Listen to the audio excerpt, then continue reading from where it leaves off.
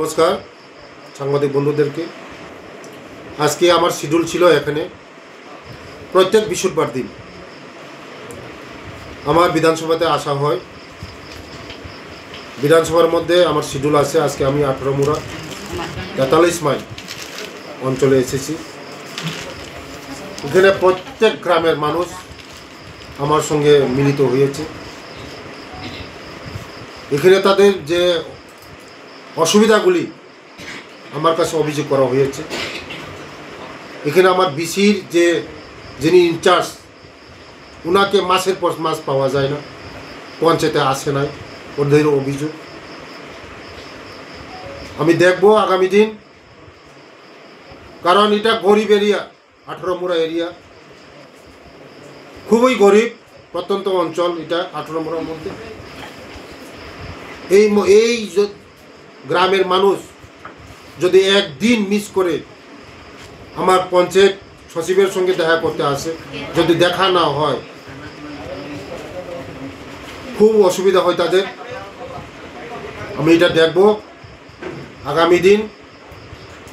এবং এই গ্রামের মানুষের শিক্ষার হার একদম কম, শিক্ষিত হার কম। এবং এই গ্রামে একজন ছেলে উত্তর মহারানীপুর পড়াশোনা করেছে। এখন এই অঞ্চলের মধ্যে, অত্র অঞ্চলের মধ্যে একজনই বিএ পাস আছে।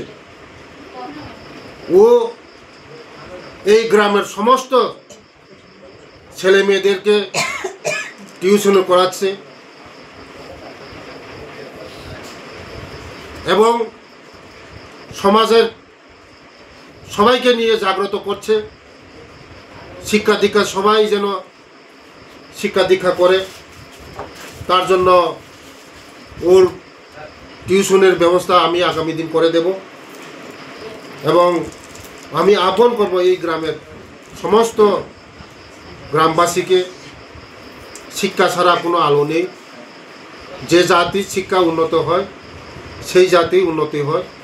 তার জন্য মেইন ইম্পর্টেন্ট আমার এই 18 মুড়া অঞ্চলের সমস্ত ছেলে মেয়েদেরকে আগামী দিন শিক্ষা দীক্ষা উন্নত করার জন্য এখানের ছেলে মেয়েদের কমসে কম 50 হইতে 60 জন ছেলে মেয়েদেরকে আমি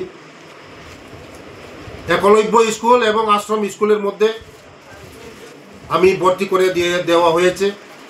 আগামী দিন এই ছেলে মেয়েগুলোই আগামী দিন এই 18 মুড়ার ভবিষ্যৎ হবে। ওরা শিক্ষিত হবে, ওরা ডক্টর ইঞ্জিনিয়ার হবে। আগামী দিন ওরাই এই 18 মুড়াকে আলো ফোটাবে।